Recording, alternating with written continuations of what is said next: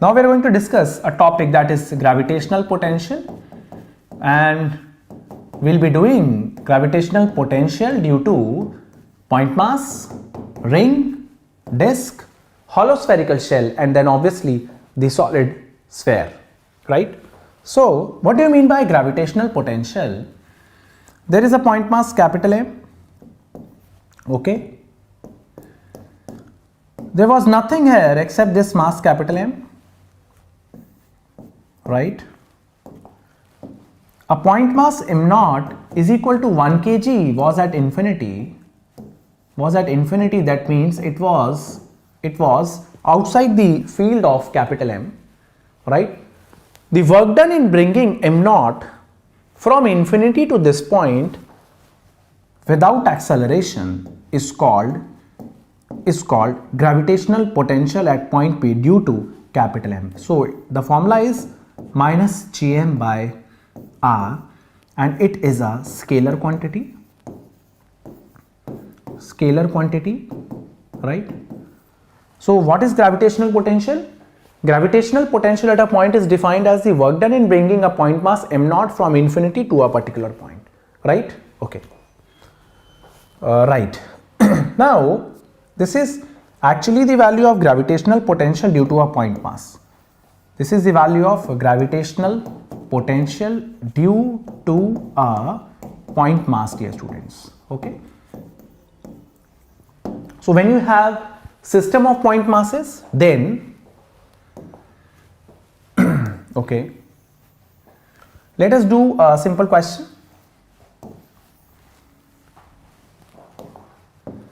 This is a very good question, dear students. We have two point masses which are namely m1 and m2, which are actually m1 and m2. They are kept d distance apart. You have to calculate. Let us take m2 to be greater than m1. So neutral point is going to lie close to m1, and what you have to do is you have to calculate the gravitational potential at a point where gravitational field intensity is 0, or you can say that you have to calculate the gravitational potential at point P if point P is actually the neutral point. So can we calculate the location? Can we get the location of neutral point? What you have to do is you have to calculate gravitational potential at point P. Is it something special about point P? Yes, there is something special about point P. Point P is the neutral point, dear students. It is the neutral point. Net gravitational field intensity at point P is going to be 0. Okay. So m2 exceeds m1. Neutral point is close to m1. Its distance from smaller mass is d divided by root over m2 by m1 plus 1. So we get the value of x as d root m1 divided by root m2 plus definitely root m1, dear students. Can we calculate d minus x? Yes, we can. D minus x is going to be d minus d root m1 divided by root m2 plus root m1. Okay, so this comes out to be d root m2 divided by root m1 plus root m2. Can we calculate the potential at point P? Yes, it is. Gravitational potential at point P is minus g m1 upon distance from of m1 from point P, which is x, okay, minus g m2 divided by d minus x. We know the value of x, we know the value of d minus x. You can easily substitute the value of x and d minus x. You will get the answer. And what is the direction of potential at point P? No direction, dear students, because gravitational potential is a scalar quantity. Okay. Right. So can we do the further calculations? Yes, let us do the further calculations.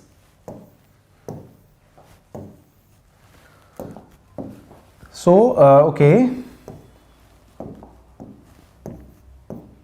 right, gravitational potential at point P is minus g m1 divided by d root m1 divided by root m1 plus root m2. Again minus g m2 divided by d root m2 divided by root m1 plus root m2. Okay, so we get the formula as minus g by d root m1 plus root m2 whole square, dear students. This is the value of gravitational potential at a point P, and point P was not an ordinary point. Point P was actually the neutral point, dear students. Okay, kindly note down, dear students, it was a wonderful question. Now we are going to discuss the gravitational potential due to some continuous mass distributions. Okay,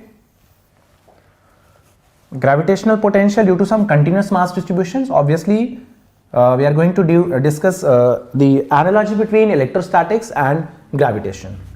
This is this is gravitation, right? Okay. Now we have a ring here, charged ring, potential at a point on the axis of the charge ring, right? Then we'll have a disk here, then we'll have a hollow shell, then we'll have a solid sphere. Okay, this is a disk, then we have a disk here, it is a charged disk having surface charge density sigma, distance from the center is x, this is going to be the radius. So potential is, electrostatic potential is kq upon under root r square plus x square. Here it is sigma by 2 epsilon naught under root r square plus x square minus x, right? Again, for gravitation you have potential, gravitational potential at a point on the axis of a ring is minus sign. We cannot ignore this minus sign. K becomes capital G, Q becomes M divided by, dear students, under root r square plus x square. Potential on the axis of the disk, we have sigma here will become surface mass density, right? Mass per unit area. 1 by epsilon naught will become 4 by capital G. R and X are not going to change in any way, dear students. And how can I forget to put a negative sign, right? I hope this is clear to everyone. Again, we have a formula for a shell, then we have a formula for a solid sphere. Why we are doing this formula? Because in calculating the escape velocity from the surface of earth or from the center of the earth, we need the formula for gravitational potential due to a solid sphere, right, dear students?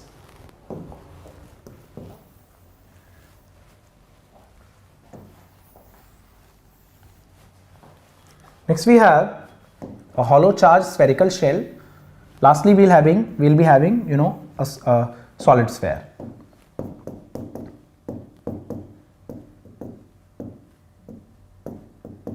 This is a shell, metallic conducting shell. Okay, this is a sphere, solid sphere. Okay, so we have the formula here. It is minus gm by r inside up to the surface minus gm by r. Sorry dear students, it was electrostatics column, not the gravitation. So it is kq by r from inside up to the surface and kq by small r outside.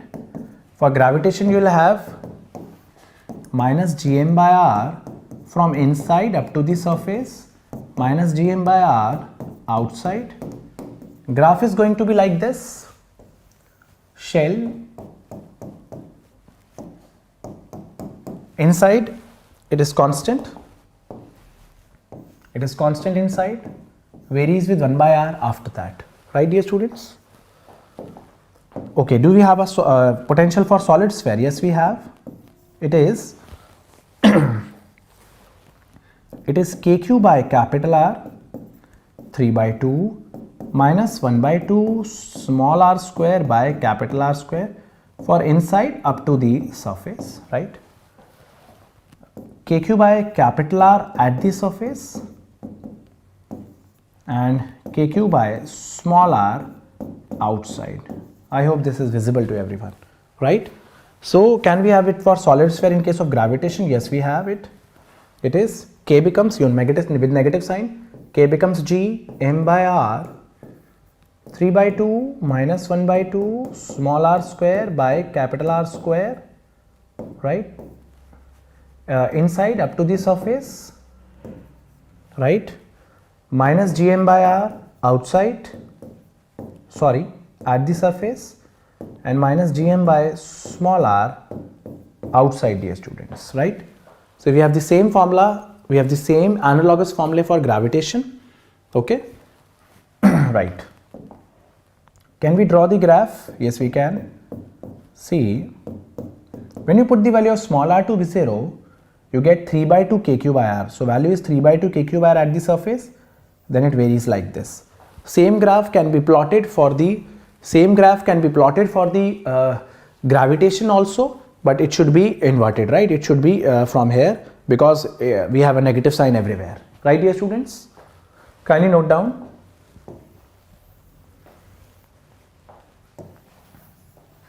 So after doing this gravitational potential, dear students, let us move on to our next topic, that is gravitational potential energy, okay? So we have a next topic here, which is gravitational potential energy, right? So, okay, first is system of 2 point masses. We have a system of 2 point masses. System of 2 point masses, right? So when you have a system of 2 point masses, say m1 and m2, placed at some distance r from each other, then gravitational potential energy is given by minus g m1 m2 divided by r. What does this actually mean? This actually means that there was nothing present here. I have brought this m1 from infinity to this point, and m2 from infinity in the presence of m1 to this point. The work done by me in forming this system has been stored in the form of GPE, gravitational potential energy, okay? Suppose you have a system of see, you have a relation here, gravitational potential energy is actually m naught times gravitational potential, right? Okay. See, this was gravitational potential was the work done in bringing 1 kg mass from infinity to a point, and in the presence of capital M, gravitational potential energy would be work done in bringing any mass from infinity to this point, right? So you have to multiply this gravitational potential by the value of the mass, you will get the potential energy stored in the system, okay?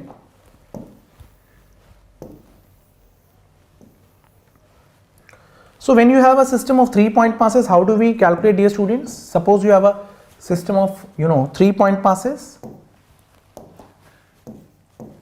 Suppose the masses are placed at the vertices of an equator of any triangle, mass m1, mass m2, mass m3, ABC. How do we calculate the potential energy? It is calculated as this, minus g. You have to take pair, you have to take all the combinations possible, right?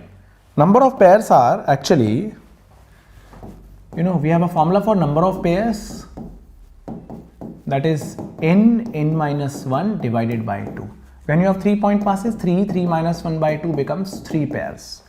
So you have to take the pairs of all the masses taken 2 at a time.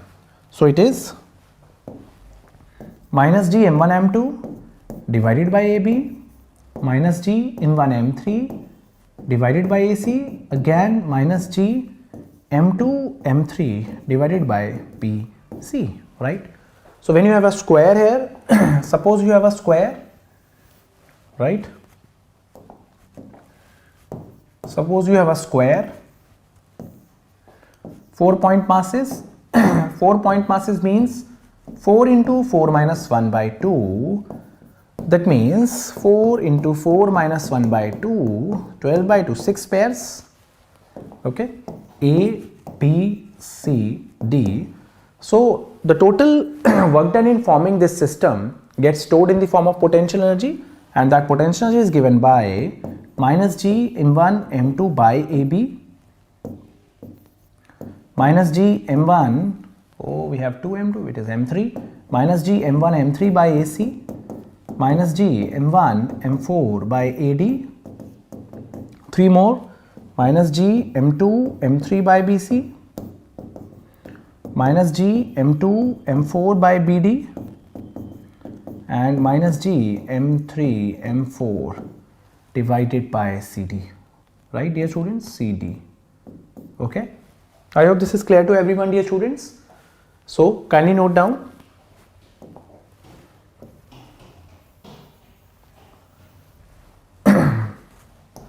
Let us do an interesting question in which we have to be clever enough to solve it, because the conventional method will be so lengthy. Suppose there is a cube, right, dear students? There is a cube.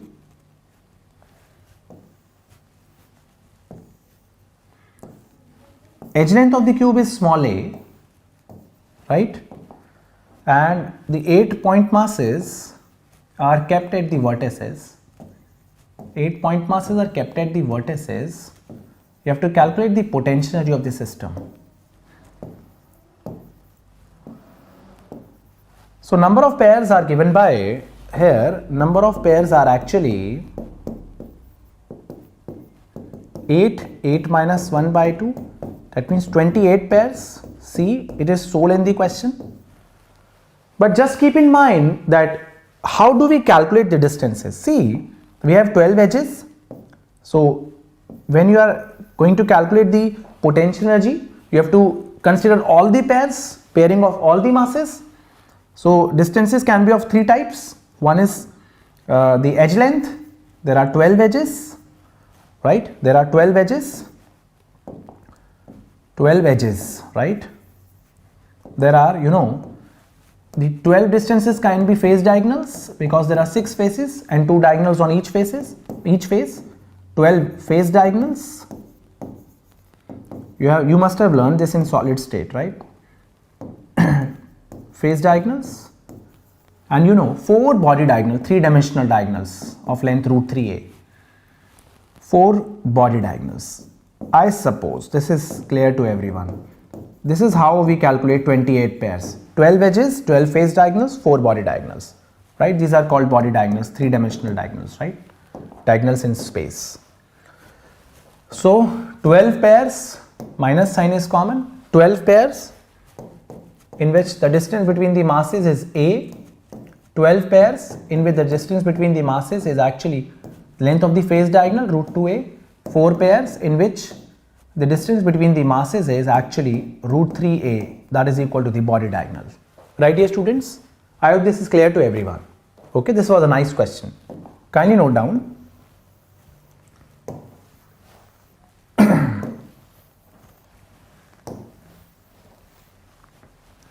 See, now let us do a question. Keep in mind that how do we calculate change in gravitational potential energy when a body is taken from surface of earth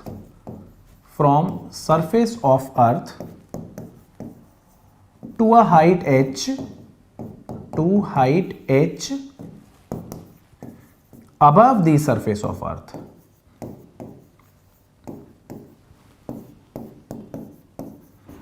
So let us write just the formula. So when you have a body at the surface of earth, right, mass of the earth being capital M, radius of the earth being r. Suppose there is a body at the surface of the earth, and when you take the body from the surface of earth to a height h above the surface of earth, dear students, then you know what is the change in gravitational potential energy. Obviously you must be saying that, sir, it is mgh. Yes, it is mgh, but only when the height is very small as compared to the radius of the earth. Okay, but if height is comparable to radius of earth, change in gravitational potential energy is not mgh. It is given by mgh divided by 1 plus h by r. So suppose you take a body from surface of earth to a height equal to radius of earth above the surface of earth, then dear student, change in gravitational potential energy is going to be mg, not mgr, it is going to be mgr by 2. Just keep in mind, dear students, right? let us not derive this formula for change in gravitational potential energy. Okay.